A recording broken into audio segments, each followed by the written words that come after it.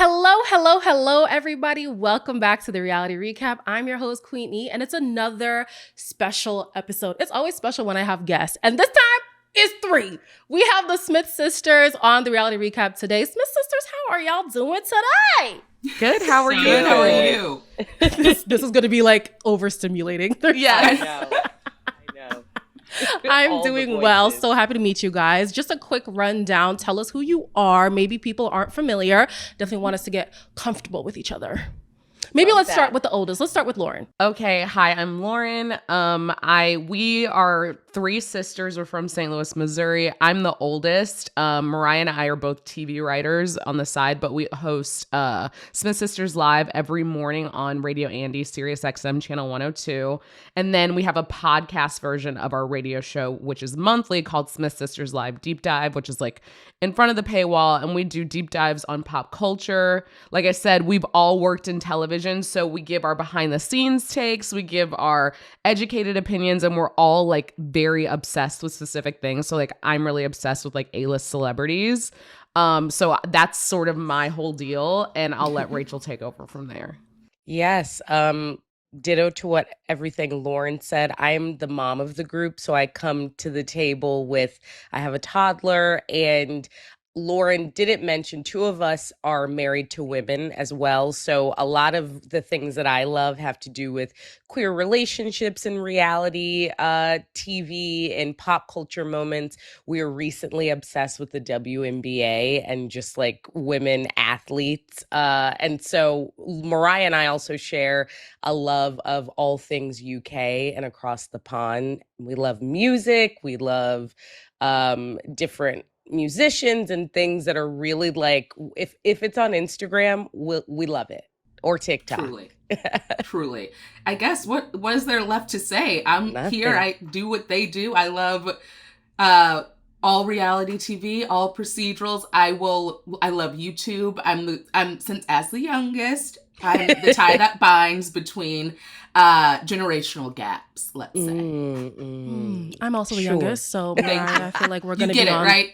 Yeah. It's a heavy synergy. lift. There's some synergy here for sure. It's a heavy lift. So I was doing like a quick scan, and I'm like, when I first was hearing that we're going to do a collab, I was like, okay, what do they talk about? I was like, hold on. They've talked to Pastor Cal from Married at First Sight. Yes. They talked to Serena and Cordell from Love Island USA, India from Love Island UK. And then y'all talked to Pentatonics and Kiki Palmer and the cast of 911. I said, these are my girls. Yep. We Yep. get each other. We're locked in.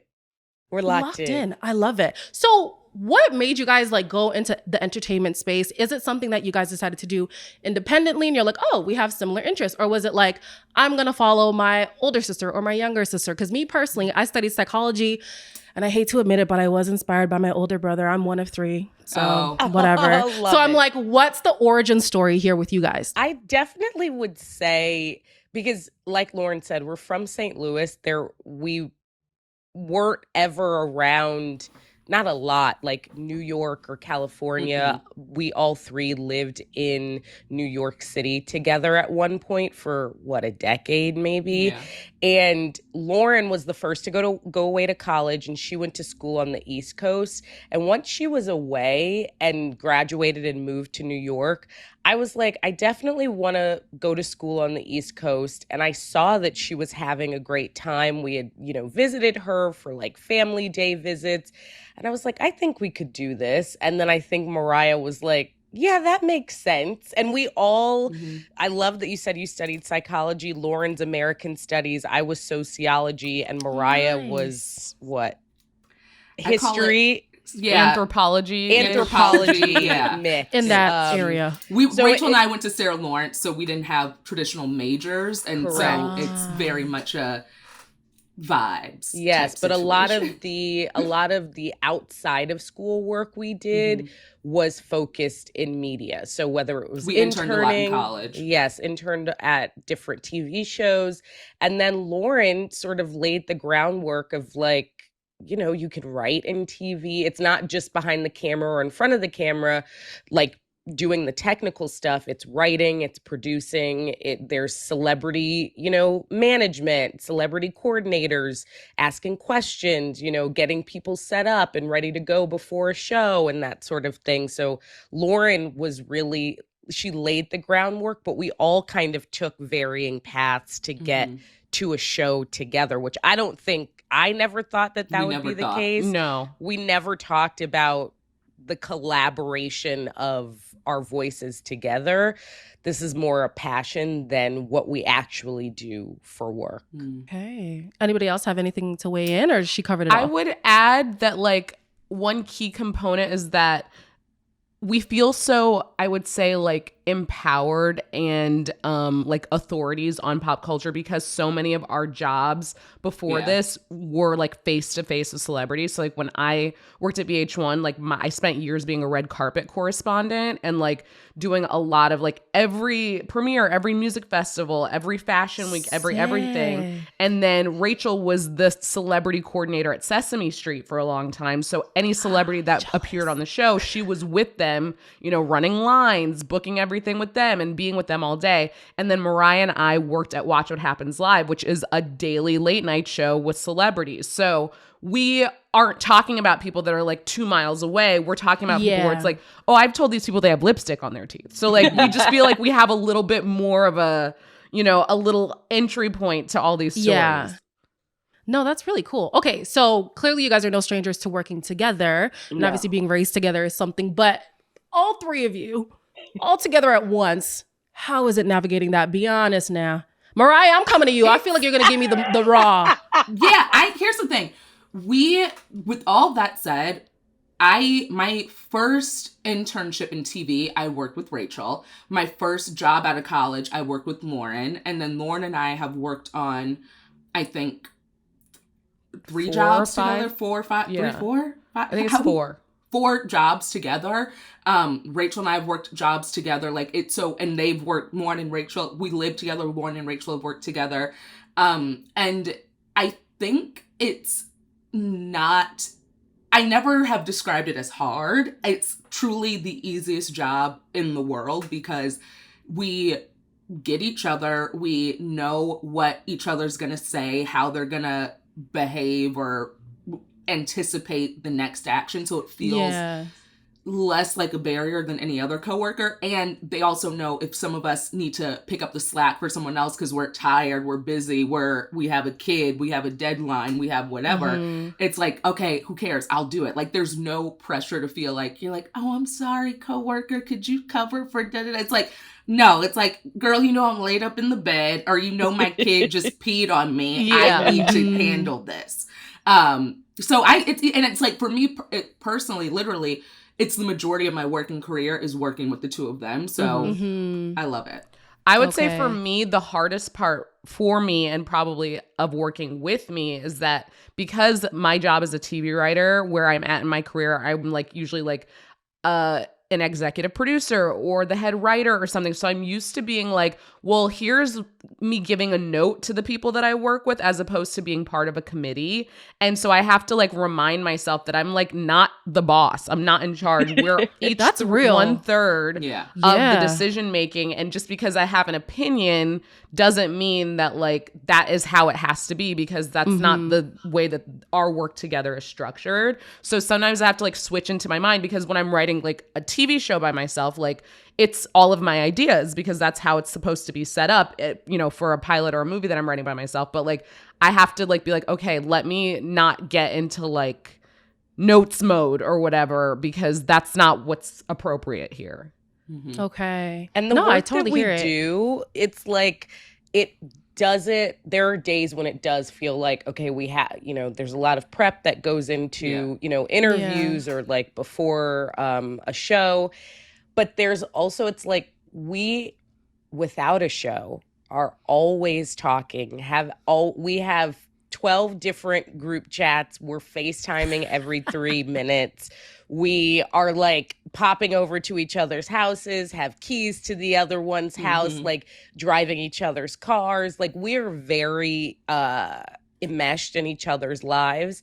And I think probably it's both easy and hard to be like, okay, we had a bad show or something weird happened on a show, but like you're picking up my son after school, so I am still having to talk to you. Like, there's not a Yeah, you lot have to of like get time. over it quicker. Yeah, Yeah. there's not a lot of time to like hold a grudge or be like, well, we should really have a post, mortem on how that really was messed up. It's like we're still sistering and the work is going to keep happening. So Yeah. it just continues. All the relationships just continue.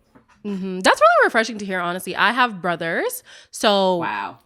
That's different. That's different. That's different. it I don't is know different. nothing about that. I know. But honestly, throughout my life, I was told that the difficult sibling relationships is sisters. And so I was like, 3 sisters working together. Also, like, as Black people, naturally, most of us are very boisterous. We're very outgoing, very, So I'm just like, oh, 3 sisters working together all the time. That must be a lot. But it sounds quite refreshing. Like, this is not a job for you guys. This is enjoyment. And it almost like helps the sister relationship. And like, we realized, I think last year, a couple of years ago, that we shared a room up until I was 8 years old, like the 3 of us. So we were always around each other for basically the first quarter of my life. And it's like, these people are just, it doesn't feel like, it just doesn't feel like work. I'm like, we're so used to one another, and our parents raised us to never be competitive or never have any ill will or jealousy or anything towards our sisters. So it's never gonna be a like, well, she got X, Y, and Z, why don't I have da-da-da. It's just, I don't know, it's half them, half us, I guess. Yeah. That's real. I love that. No, that's beautiful. Before I get into like reality TV, whatever's going on in media, I just want to get deep just a little bit. Let's do it. Okay. As Black women, I have to ask, how has it been for you guys navigating the entertainment space? Because we know sometimes it can be difficult. Like, have you faced any barriers? What hurdles have you had to jump over? What times have you had to just be like, you know what, I'm going to keep a low profile because I know if I speak up, maybe this isn't the best time. Like, you guys let me know how it's been navigating the space.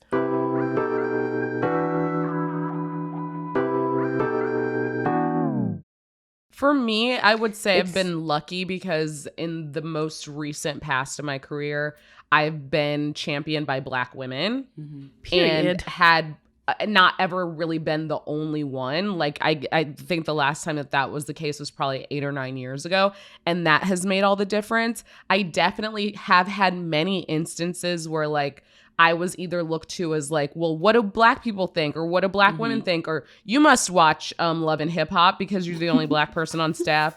Yeah. And I would show up to red carpets and they'd be like, oh, you're here from BET, right? And I'm like, nope, you just saw me yesterday. I'm here from VH1. And you're going to see me tomorrow and ask me the same question. Or being mistaken for an assistant or hair and makeup, and which are great jobs to have on a set, but it's like the way people's biases inherently just like come out. I've definitely dealt with that, but the thing that has been my saving grace has always been the other Black women that I either work with or that I can call up as like an emergency contact and be like, what do I do? What did you ask for? What did you tell them? What did they tell you? And that has been the thing that like got me through. Rachel? My journey is a little different because I'm more on corporate sides of things. And so I've used our mom really. Both of our parents worked. Mom works, dad worked in DEI and in like management positions. And so they've been really good about like, even I will say the imposter syndrome for me is a lot of like, I don't think I should say that, or like, let's not ruffle feathers, or if we're offered, something as a group or as individuals, I'm always like, just take what they offer, like never negotiate. That's my default. And I've had to learn from my sisters and from Lauren, especially, as she said, being championed by Black women, and from my mom, our mom, who has gone through the corporate side of things, that I always have to advocate for myself, even when it feels uncomfortable. And there have been times, in the work that we do where it's like we want to be authentic, we want to be ourselves, and we want to also we don't want to speak on behalf of, but we want to be representative, if that makes sense. And so there are times when it's like, if someone's like, well, you probably shouldn't do that or shouldn't say that. It's like, well, I would do it in my day to day. Why would I hide that part of myself publicly or on the show or that sort of thing? So speaking up in those moments and having, as Lauren said, another Black woman who has more seasoned experience say it's okay, even if it feels uncomfortable, is always helpful. But it's still scary. And it's still like, does not feel right, or I don't feel deserving, or I feel like I need more experience. Having someone in our ear saying it's okay. Like, even the worst thing that could happen is they say no to your request, or they say, that really doesn't work. And at least you were authentic and spoke peace in that moment. I'm really resonating with what you're saying right now, because I feel like oftentimes I do have to diminish myself. Yeah, and I'm like, don't. but if somebody was telling me what they're going through, I would never tell them to diminish themselves. No. So why am I doing that to myself? Yes. Like, the imposter syndrome is so real. I so resonate with that. Yeah. And Mariah? 100%. I think that a lot of what my sister said has, being a writer in a writer's room, it's helped a lot, because you have to, I remember when I got my first writer's job, Lauren was like, it's a writer-performer job. You have to pitch ideas as well as sell the ideas you pitch. So like, you have to have some gumption behind you. So I think that helped, because I'm at my core a very shy person. But I also have an authority complex. So I don't really care what other people think. And That's that youngest sibling thing. I don't like being told what to do or how to do it in any way or by anyone. So it's kind of hard for me to position myself in a place of, I don't know, just employee. Yes, as an employee. Yes. Mariah doesn't identify as an underling. No. She doesn't. That's why it's good that I work with my sisters mostly, because I'm like, I don't need to be talking to anyone else who's going to tell me what to do. Okay. I'm so impressed to now ask about star signs. We talked about it briefly before we went live, but like, how does that play a part in your personalities? Because even the answers were so different. I don't know what do you anything. think we are? Yeah, are you into it? Girl, I know myself. I'm a Sag, and that's all I could tell you. Ooh, when's your birthday? November 22nd. I think they said I'm a cusper. Yeah, because that's what Capricorn, then Sag or whatever. Yeah, something like that. I don't know. Yeah, I'm an Aries, and we're the leader of the Zodiac pack.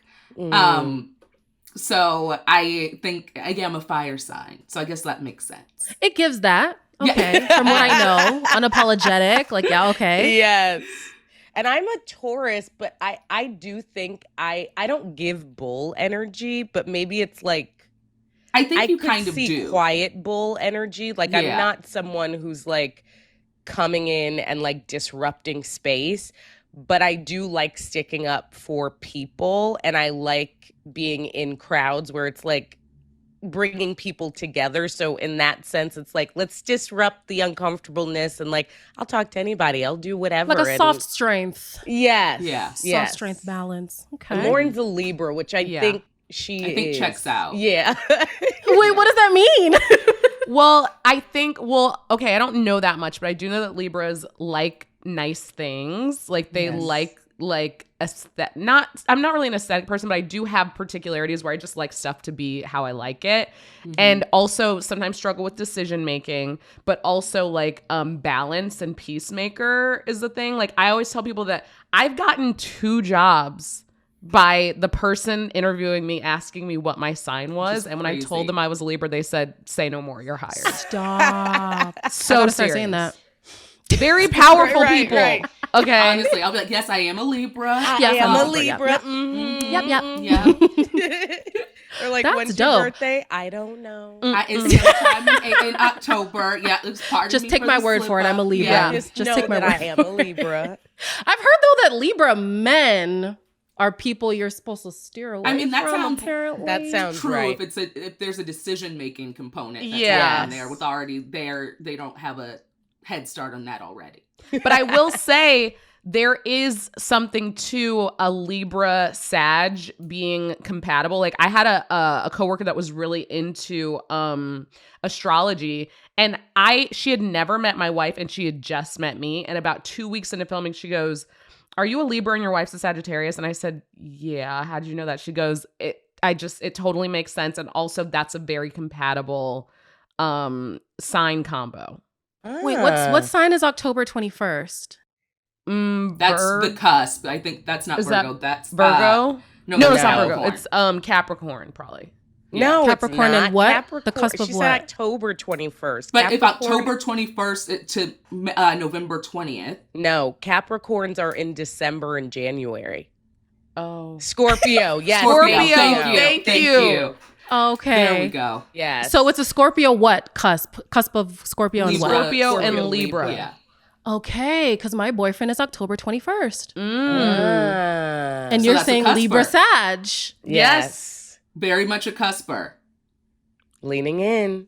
Let's move on. That's trippy. That's so trippy. Okay, so I bring up the whole like Libra men thing because as of today, I saw that Miss Ashley from Love is Blind has finally spoken up. Have you guys seen that? Saw that. I didn't see it. saw. I was reading it and I was like, I wish she said more though, because from how I understand it, she basically said what we already The know. same is like, thing. he That's what I lied. heard too. He told me like one thing in front of the cameras, something else after the cameras. Like, I'm like, we know this. So what? Give me something. I need to know his actual tea because we all told you he was sinister when he said he was just a sperm donor, but there were photo evidence to prove that he was raising those kids and was an absentee father. Crazy to me. Crazy. Even when AD was like bringing her on, the super tease of it was like, I was like, oh, she's actually going to say something that's like dynamic. And this is the first time she's sitting down. It feels like a comfortable space sitting down with AD. And then I was like, I didn't even watch her season. I was like, I knew all of those things. Yeah. That's No, that's real. I think too, it's hard because like we, the audience, want these reality TV personalities to just like lay it all on the line, like tell me the Yes. dirty nitty gritty, like everything. But at the end of the day, there's some people with some very unhealthy parasocial relationships. Yes. And so you can't let everybody in all the time. And so I No. But we get need it. another layer of something because at the end of the day, you went on a reality dating show where you let people into the process of you falling in love and choosing to marry a stranger. And when that goes catastrophically wrong, when all the signs were pointing to you saying, I don't at the altar, and you ended up getting married and being like, yeah, we're one of the only two healthy couples from this season. Like, don't. We need to know something or need to know the straw that broke the camel's back because she even was like, I don't know if he really was. She's like, I know I loved him, but I don't know if he loved me. So I'm like, I need to know why you thought that. Like, you can tell us your side of the story. Yes. Absolutely. Without And- his mess out there. Spilling And his tea. let us into some,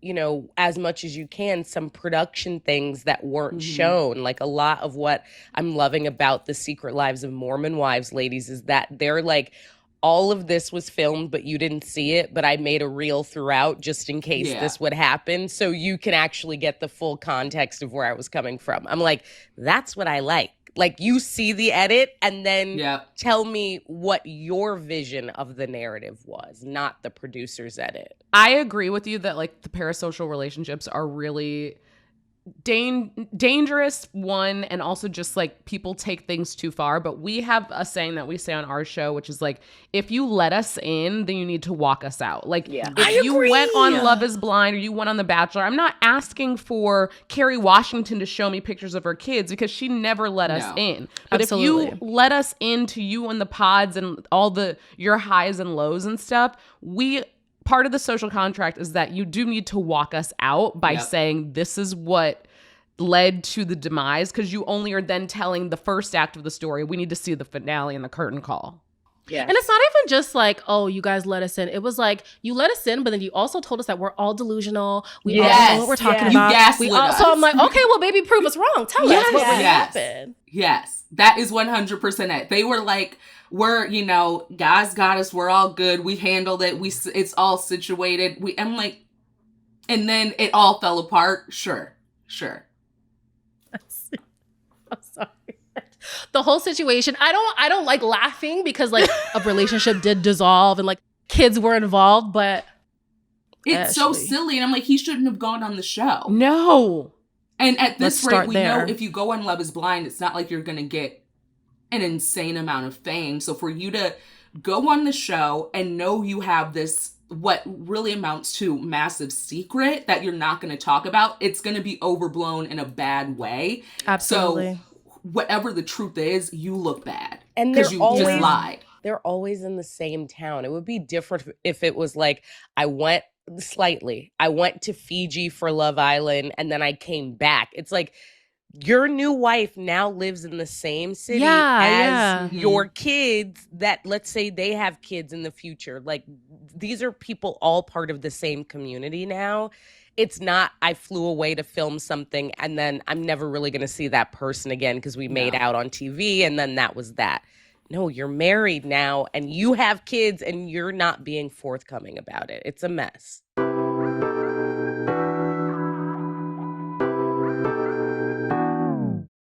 Seeing how you guys have obviously worked like behind the scenes with people like face to face, how is it watching these shows and you're like, oh, I can see through that. I can definitely see this person is masking on the show. Like, are you guys able to spot that? Yes, like for sure, I can tell when a bite, like a talking head, has been cut together and covered with B-roll. And also, I can always tell when they're faking the funk for the tease, like the coming up. I'll be like, oh, that person wasn't saying that to that person because the eye line is wrong.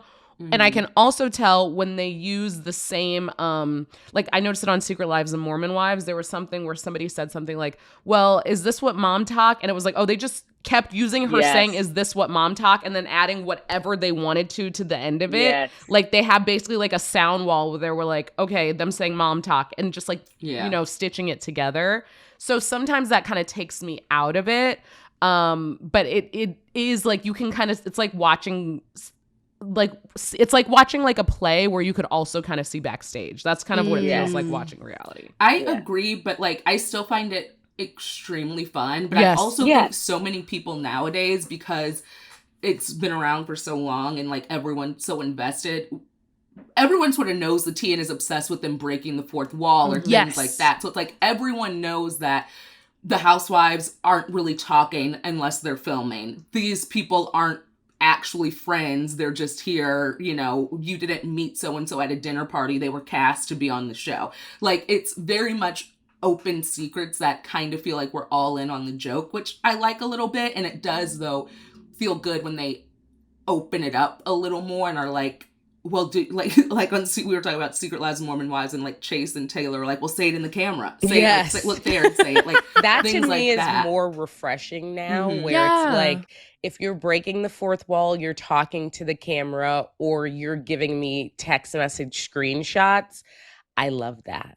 Like I also love when producers either have a podcast or are forced to make a statement or something. Like Alex Baskin having a podcast is so exciting to me because I want the perspective of the producers. I also was watching Summer House, and I'm comfortable saying this because it's going to air tomorrow or later, right? Yeah. Okay, cool.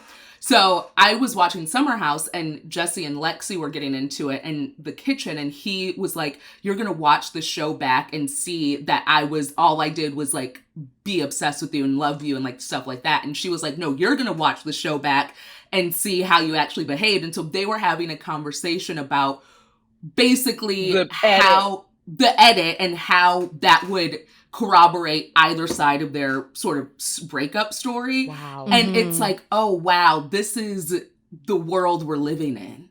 No, seriously. And it's so intriguing too, because you already know, okay, I did this and that. I'm probably going to be perceived this way. The way that you are thinking is never going to go. But you have no say. None. And how you are like depicted. But then sometimes I'm like, okay, my one gripe that I have with a lot of people who come off of reality TV is when they make it seem like the edit was a robust exaggeration. Yeah, it's like, Yeah, No, of it's like who you they did are. that. Yeah. They can't make you do anything you did not Thank do. you. Like, No. this is, unless you're accusing them of using AI and deepfakes, you did that. And they had enough to go on to make that your edit Yes. and made it Mhm. so that people will believe it because of what you did on camera. There are only so many cutaways that they can do and voiceovers that they can do and repurpose and reuse.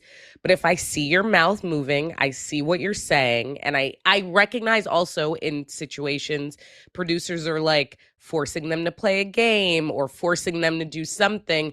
But you also have, on the other side, have the authority to say, I'm not playing that. Or like, Or play I think the I game want in to a way take off. that's gonna not Yeah. shift the or that you don't think will feed into a bad narrative. And also, Yes. in shows with confessionals, if we see you say Grounded. a full sentence, we can see you corroborate your behavior. That's you.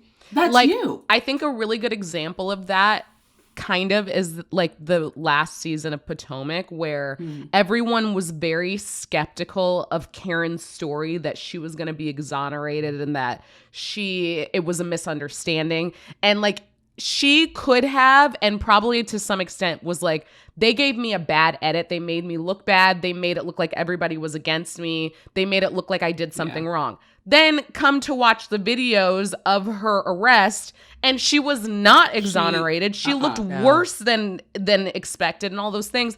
But it's like, ma'am, like, you can think one thing, but the reality is gonna come through even if you try to say otherwise. It's also like Jesse and Michelle in the Valley. It's like they're both Yes. using the show to build a case Yes. for their divorce, when Jesse can be like, well, I was just hurt. It's like, you called your ex-wife and the mother of your child a whore and a hooker multiple times on national television to her my face. days. And you even said in a confessional, I was repeating something so it's not slander, to try to cover your own behind. Yes. Or even in mess. season 1, in their first scene together, everyone was like, those people hate each other. And it's like, that was not the edit they were trying to give. They were trying to give married. Happy. And the reality shone through, and they ended up getting a divorce because they did not like each other. Nope. Man. Nope. Okay, nope, there's a nope. Rolodex of shows just being thrown at me right now. I need to know what's on your guys' watch list. I need to know. Okay, starting from the top, Lauren, what's on your watch list? Let me On add my some watch stuff to list, mine. are you talking just reality or just In life? general, any show that you're Okay, Lord. I'm really loving The Last of Us, as is everyone on the scripted side. Severance on the scripted side. I love High Potential on ABC. Then reality-wise, The Valley, The Real Housewives of Salt Lake City, always. Secret Lives of Mormon Wives, of course. And I think those would be my ones, and not including like Love Island. And then I also really enjoyed this year $1 Million Secret on Netflix. And also Sister Obsessed. Wives. Yeah. Oh, So Sister good. Wives is like my number one. Sister Wives is still good. I've heard that they're kind of like on a decline. Oh, no, no, no, no. Really? I don't think they could ever have a decline on that show. It is on Period. the steepest of inclines, because now they're getting very real about all the stuff that they did not share in the past 19 seasons. Yeah. Crazy. Got Crazy. Yeah. Added. I think, Rachel, you go. I was going to say my list, similar on the scripted side to Lauren, Last of Us and Severance is, I do not miss a step there. I will also throw in from a reality side, The Traitors. That to me, like, I have started craving reality with suspense. Like, I'm like, and not drama, but like with some kind of like stakes attached The to Valley. it. The Valley is less stake. That to me is more like courtroom stakes instead of like who's gonna win a shield. Like, that to me is feeling really great. Well, you can win a child on the That's Valley. true. That's That's true. true. Oh, And then wow. Or you or you house. lose one. A house. Yeah. And then something Big me and stakes. Mariah are watching, which I don't even know what you would categorize it as, but A comedy. a comedy, but Docu-series comedy. it's kind of scripted, but kind of not. That's The Rehearsal on Oh, HBO. I've never heard of this. Which Okay. is just the best show. silliest show about rehearsing scenarios before they happen, basically. But HBO has given this comedian so much money, and the way his mind works is absolutely diabolical and crazy. And the people, it's kind of like that show Jury Duty, where they Yeah. had a normal person in And this then everybody was in scenario on with it. these Uh-huh. actors. And it's just almost like blown up with an HBO check. It's simply amazing. Okay. I'm Got it. very similar to all of them. I watch every procedural. Truly, there's likely not one that I don't watch. I love The Pit. I love The Rehearsal. As for reality, it's The Valley, Summer House, Real Housewives of Atlanta. Beverly Hills just recently went off, but is there another Housewives on now? Atlanta. Yeah, just Oh, Just Atlanta. Yeah. But so many shows. It's like, it's weird because it's now starting in the summer season, so I feel like I'm in a turnover of content. But those are my favorite shows right now. And Secret Lives of Mormon Wives. Those are like my favorites. But yeah, I just watch old TV a lot of the time on YouTube. I'm always watching YouTube vlogs. oh, girl, same. Always Absolutely, I'm on my- obsessed. What are yours? Yeah. What's on my watch list? Yeah. In general or at this moment? At this moment. At this moment. Housewives of Atlanta. I'm new to Housewives. My sister-in-law has been obsessed for years. She's been trying and trying and trying.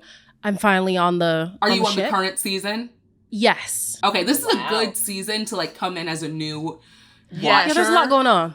Yeah. And a there's lot. new characters, Yeah. but it's the good balance of like new And people. Phaedra's and, coming back yeah. this week, so you'll love Phaedra. It's amazing. Okay. Yeah, so new to that, but I'm liking that. What else am I watching right now? Survivor. Me But too. that ends like Lauren real is Lauren soon. loves Period. Survivor. We just I talked love about it strategy. this morning on our show. Yeah. Oh, nice. Kyle and Camilla, I'm obsessed. Oh, No. I agree. I just wish that Camilla got a bit more praise in her part in their Yes, I agree. fair duo. point. Yeah, Because I feel like she's- Kyle is she's- taking a lot of the credit. I agree.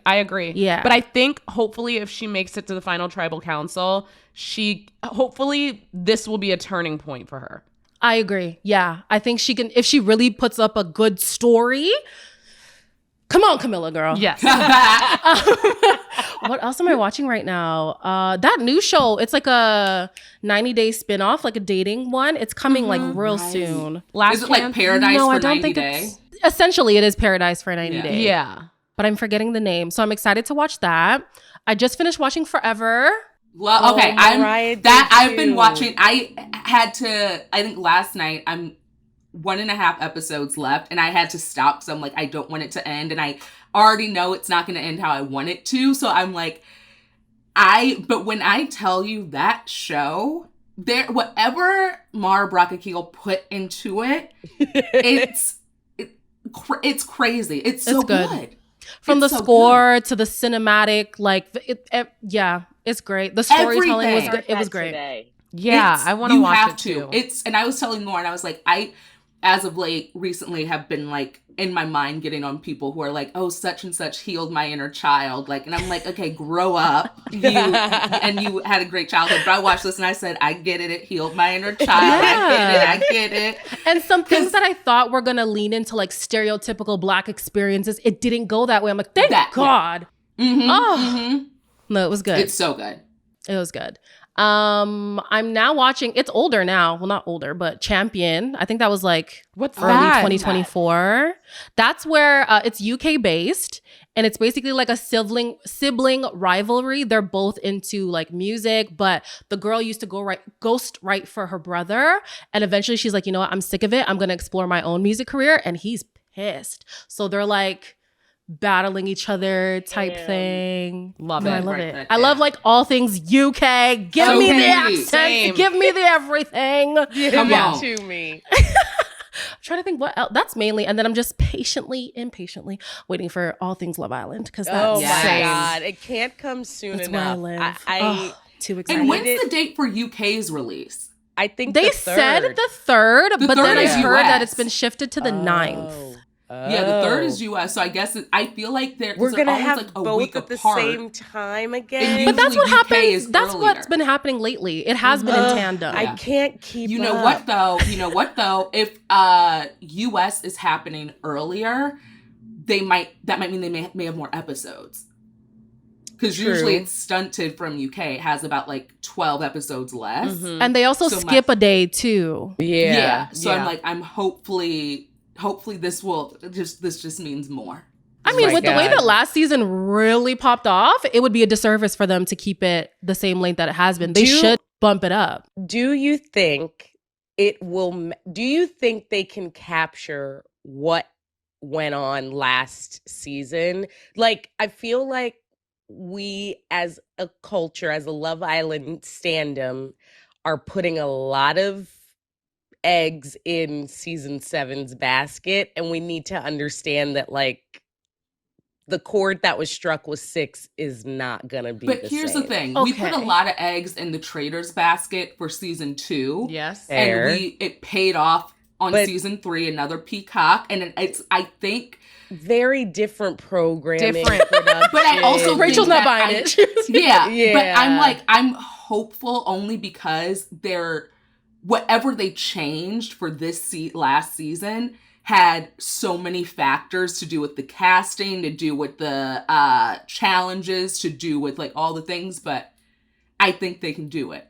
But I think a lot of it was the personality of the people on the show. Here's what I will say in the defense of season 7 is that anyone who is going to be on it knows the responsibility they have and knows the shoes that they're having to fill. And they know they can't come in there and come in guns blazing, because what people really liked about the last season was the friendships and all that stuff. But so, I don't want fabrication. No, I know. need- It's not going to get Yeah. fabrication, but the people will at least know, like, okay, I can go in there and just be myself and like let my guard down a little bit and like just be a little bit less like influencery, and maybe that will be like, maybe they'll be inspired. And there are actually the biggest relationships are still ongoing from last season. That's so true. I think people coming into this season might be a little bit more even That's true. relationship minded, because they're I like, will buy that. oh, I will buy this that. Maybe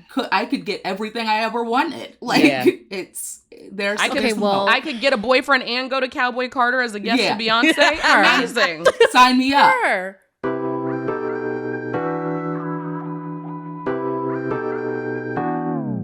This goes into hot takes that I wanted to ask you guys. I'll start with mine because it does have to do with Love Island. Okay. I know there was a big frenzy with season 6. Oh, I feel like there's been better. I'm sorry. I feel On like US? here's the thing. there were Let me other say, storylines that I bought season into. 5 was crazy. I bought into season 5 more. I bought think- into like the I just think Cache, if like Cinco, KK had a better Trina. personality, season 5 would have done better. But I think like, or more explosive personality, like she let what's his face, I can't remember his name, but I'm like, it was just a little too. She didn't interact as much with like the group around her. She was one of the girls whose boyfriends in the villa, he like cheated on her multiple times, and then like twice that season. Do you mean all those KK and Keenan? KK and Keenan, Yes. yeah. And then the other one, who is the guy who had sex with the girl? Leo and Cassie. Leo and Cassie. Yep. See. That's what I'm saying. Like, it's just Season that 5 was season 6 salacious. blew up. Yeah. But other seasons, I'm sorry, there were things in there that if the internet really caught on, it would have just But I exploded. think maybe season 5 got more people to watch season 6, and Yes. there was just more Possible. discourse about season 6, and season 6 was very good. And we had people, the runoff of Vanderpump Rules, people wanting to see what Ariana was Yes. doing. I think it was like the perfect storm, because season 5 was great. Season Yes. 5 was great. You do keep saying that, and I did not watch season 5 because I kind of threw in the towel for US. I was like, this US was is struggling not- a little season bit. 5. Yeah, Yes. it was not giving what it said it was supposed to give, and I was like, you said you like Cache and Cinco in them, and I just was not. No. I liked the crash out that came from that situation. I see. Yes. Okay, that's fair. Yes. That's fair. And then we fair. always love Justine and Sally. So yes. I'm like, and Sally and the mess that was what Johnny and All Caleb. of that. Caleb. Oh my gosh. Oh my God. That was horrible. But again, back to my original point, I think that it was the people. I think there was Yes. something The people make a about- difference. Yeah, there was some X factor sprinkled lightly in their water bottles that made something happen. Wait, hold on. That's Let's be the careful about sprinkling things in people's I know. water Don't sprinkle stuff in their water bottles. Don't God, sprinkle cover stuff your in straws. bottles. No. You all know what I mean. Wait a minute. Here's what I think. I think we have, and what I'm realizing now, why certain shows like Love is Blind, or even like The Bachelor or Bachelorette might have off seasons is because they're, even if you're over the age of 27, you're still a little bit more aware of how you're going to be perceived online or in the world.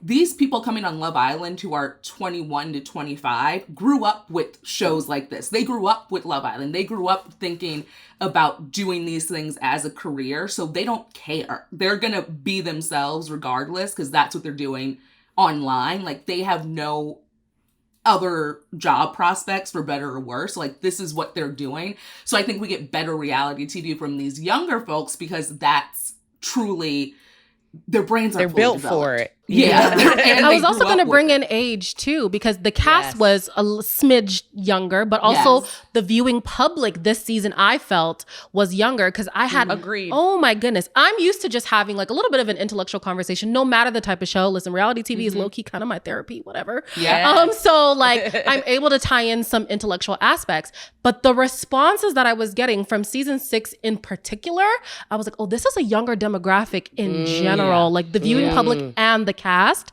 So I think that's what caused like the big frenzy. I had my little cousins talking about, hey girl, can you message Serena? I'm like, first of all, why are you watching my videos? Let's start there. And number 2, they're like hyped up on it. It was like their Yes. drug. Love Island was crazy for them. So yeah, a lot of things were going on all at the same time, but I was invested in some other Okay. seasons, I'll be honest. But no matter the show, what are your guys' hot takes? My hot take is that I wish that our housewives were handcuffed by the same restrictions as the Mormon wives and people on like Married at First Sight, for example, so that we didn't have a multiverse of timelines as far as like people reacting to things. Like I miss watching Housewives and just being like, okay, this is what happened on the season, and then everyone discussing what happened on the season at the same time. Now there's just like so much cross-pollination and like, well, this is from, and it's like hard to follow, and it gets everyone involved in a way that I think dilutes the power of some of the episodes. Like that's why I love that like Salt Lake City, they kept the secret of Monica being that troll account. That was not released or leaked at all. Which was so crazy when that that they could do that. storyline hit, it really hit because we hadn't been beating it over the head in the blogs and on Instagram and all that stuff for 6 months before it aired. My hot take is that if you are or desire to be a contestant on Bachelor, Bachelorette, and you're genuinely looking for love, have a personality, but don't try to go for the win. Try to get on Paradise because that's where the Yes. couples actually have longevity. And that's where we're seeing a lot of our successful Bachelor Nation couples come from, with marriages that actually happened, kids that are here today. So I'm like, go on those shows because you have to go on them to be cast on Paradise, but make Paradise the goal. Don't make the ring at the end the goal, because more times than not, it's going to fail. Yeah. Wow. Fair.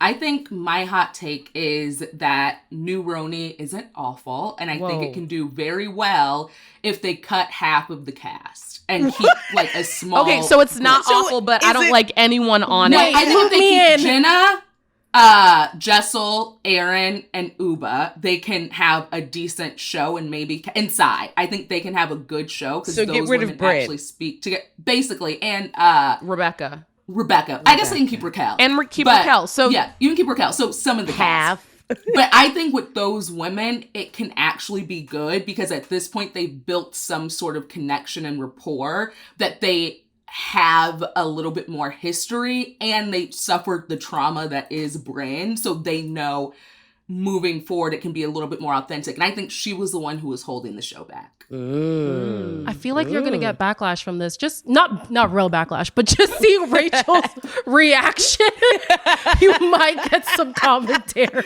Whatever. I stand by it. I watched every frame. Okay. So favorite or maybe like a highlight in your career, favorite celebrity encounter, favorite interview. I know favorite is hard, but like what's up there for you guys? I think for me, we recently interviewed 2 of the cast members of 911, and that's one of my all-time favorite shows. And I didn't know that Buck was not from here. Yeah, yes, right? From the UK. I think that was very, very, very high on the pinch me list. That's a good one. My favorite, I think, I don't have a favorite. I think I do have a favorite, but there was a special time in my life at Sesame Street. And I told my sisters this the other day that I think in the same season, if I'm remembering correctly, I was able to get all of my favorite musicians on the show throughout the season. So it was Childish Gambino, Pentatonix, Ed Sheeran, and One Direction all in the same. And I was like, I can die now. Like that was so special and so amazing because I spent years for some of them being like, they need to be on here. You're not seeing the discourse online. You're not seeing how well this will pay off for us. They're not just one-hit wonders. Like, give them the space. So I think that stretch of time in my career is like a very special spot. I honestly can't pick, but I would say one of the moments that I was like, I cannot believe that this is my job in my life. I don't know what the project was, but my assignment for the day was to go board a yacht, take off my shoes, board a yacht, and interview John Mayer. And like, okay. It was like, what the fuck What is happening? Seriously. I was only supposed to have like maybe 10 minutes with him. And they were like, okay, it's time to wrap up. And he said, no, actually, I want to talk to her longer because this is the best interview that I've done in a long time. So let's just sit and chat. And that was like so nice of him. It was so just like, it was just one of those moments where I was like, that's such a big celebrity. It was just so many things where I was like, where am I? And how did I get here? Yeah. Truly. Wow. Iconic. I had never heard that story before. So before this moment? Yeah. This is I made it up. No, I'm kidding. No. Could you imagine? Stupid.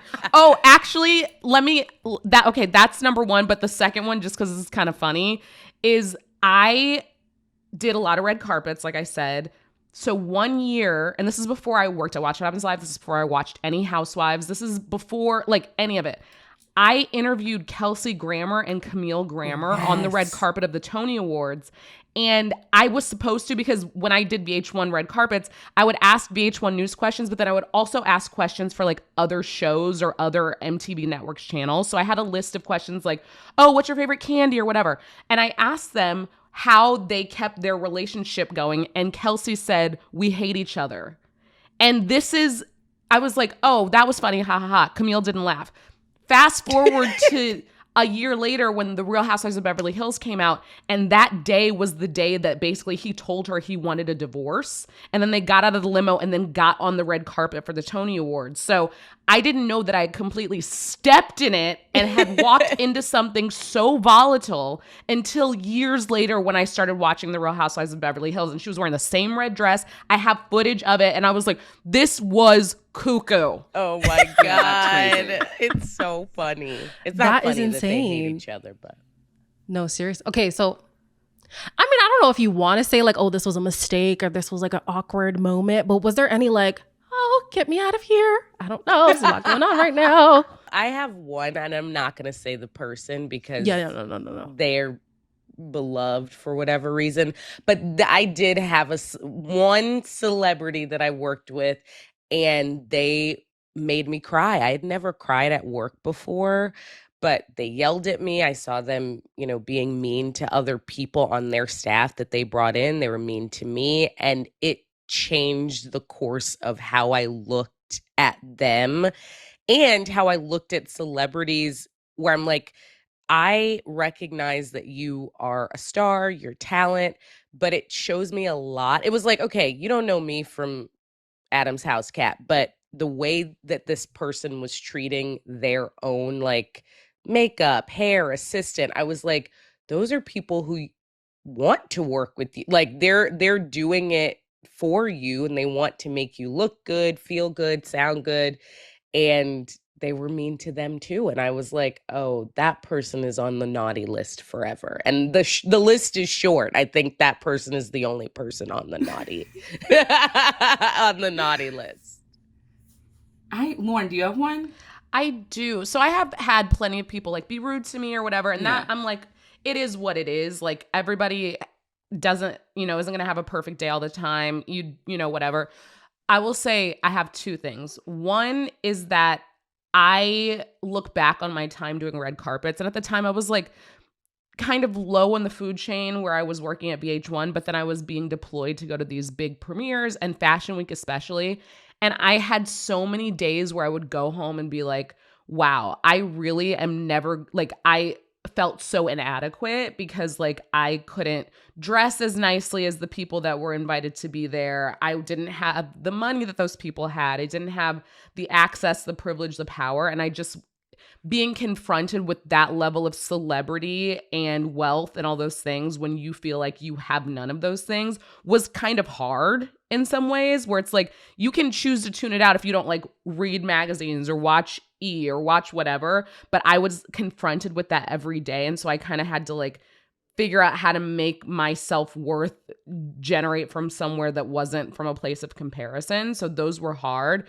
And then specifically one day, I just was like, I literally saw my life flash before my eyes. I was at a fashion week. And this was like right when I want to say Kim had just started dating Kanye West, I think. So this is like at the height of Kim's fame, even, like the first height, I would say. Mm-hmm. And she was coming, and at the time for Fashion Week, you would have these credentials around your neck and lanyards.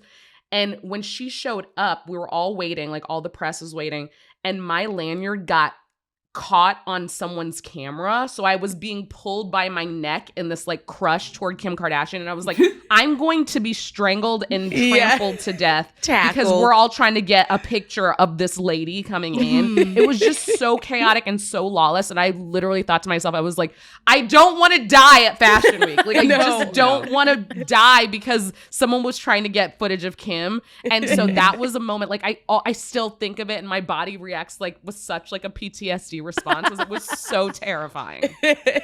I'm trying to think that I would say probably a couple of times I interned in late night and I would go to after parties or like at the office where people who I've seen on TV, like grew up watching on TV or had enjoyed on TV recently, someone called me a bitch to my face. I didn't let him buy me a drink. Someone, made me like their pastime would be throwing purses. So the interns would bend over and pick them up, like things like that, where you're like, oh, you're just a nasty man. Like what's happening? So things like that. I think the majority of things that have happened to me, it's like you realize people are people, that you're they're flawed. It's very hard to like take away the aspect of like, this person is the pinnacle of X, Y, and Z. It's like, no, you're just a man. I don't like at the end of the day. Yeah, literally. So for me, I know that like a lot of pits have deterred me from maybe pursuing. I'm still relatively new. I still believe like I'm new kid on the block. I've only really started doing entertainment commentary from 2020. So I feel like I'm still like a baby out here. But like listening to you guys, seeing other people who look like me, I'll be a little bit biased. When you see somebody who looks like you just get that inspiration, that extra boost, like, okay, I can do it.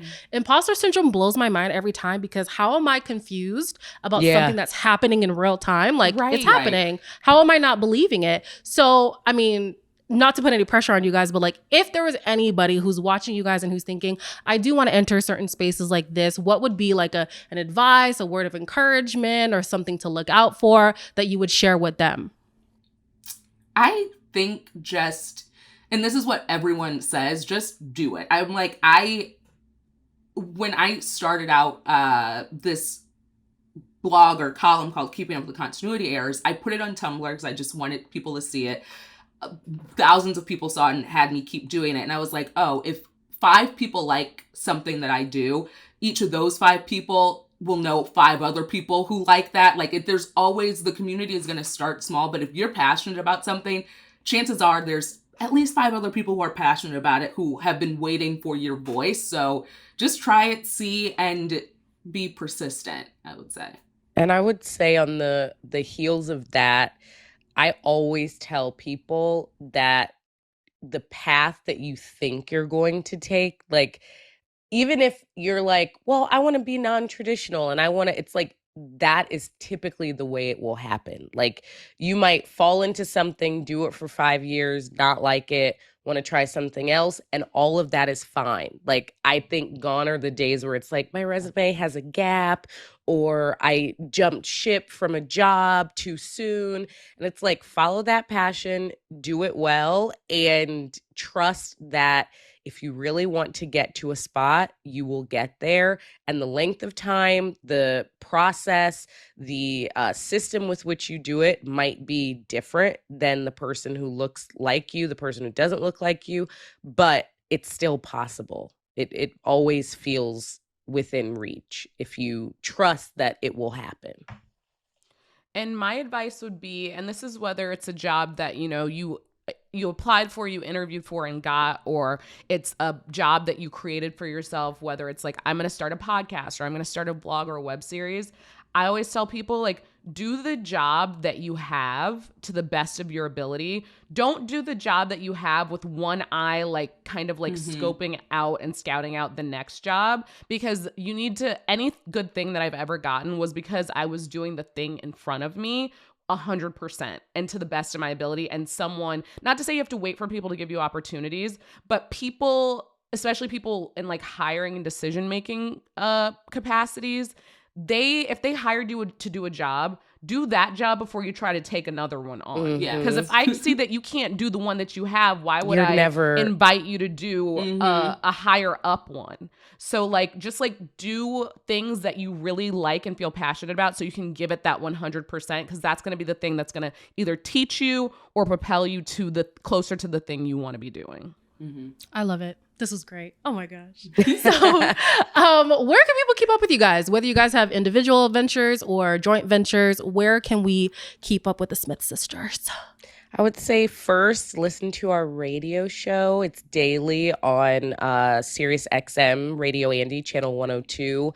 Our podcast, Smith Sisters Live Deep Dive, you can find that. It's a monthly podcast wherever you get your podcasts. It's kind of like an appetizer to what you can get from our daily radio show. And then follow us on Instagram. We have a shared account at Smith Sisters Live where you can then find the 3 of us there, as well as on our individual accounts. So those 3 places, I would say, are the 3 ways to get to us. Nice. Yeah. Anything that people are like should look forward to that's like coming up, or we just keep our eyes on what you've told us already? Yeah. Okay. So everybody keep your eyes open. Keep your eyes very much. open. Keep your eyes open. You never know what's coming at you. You never know. You never know. You never know. I just want to thank you ladies once again for coming on. This has been so fun. Like, I'm here like, what else can I talk to them about? I don't know. We could be here all day. You're amazing. You're so amazing. sweet. Thank you. So fun. Thank you guys so much for coming by. I hope to see you again in the future. You never know what happens. You never know. All right, everybody. Bye. Bye.